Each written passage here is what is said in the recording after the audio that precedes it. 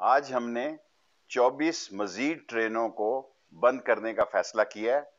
कल हमने 12 ट्रेनें बंद की थी। इस तरह 34 ट्रेनें जो हैं वो रेलवे ने कोरोना वायरस की वजह से बंद की हैं।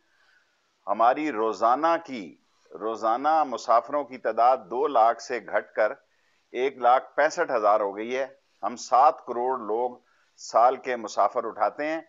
134 ट्रेनों में से हमने 34 ट्रेनें बंद करने का फैसला किया है। 100 ट्रेनें रोजाना चला करेंगी और 12 से 15 ट्रेनें फ्रेट की भी चला करेंगी। और हमने वो ट्रेनें बंद की हैं ताकि अगर इनका मुतबादल मौजूद हो, जिन लोगों ने टिकटें ली हों, अगर वो किसी भी ट्रेन में जाना चाहें तो वो उसी क्लास में जा सकते हैं। अगर अपने पैसे रिफंड कराना चाहते हो तो रिफंड करा सकते हैं।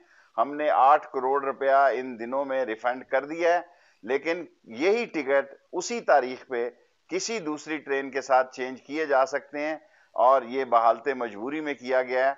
और रेलवे ने सफाई के और स्कैनिंग के तमाम स्टेशनों पे इंतजामात किए हैं और हमारी पूरी कोशिश है कि हम लोगों के मेयार पर उतरें और इस नामुनासिब बीमारी से कौम की नजात में एक कलीदी किरदार अदा करें।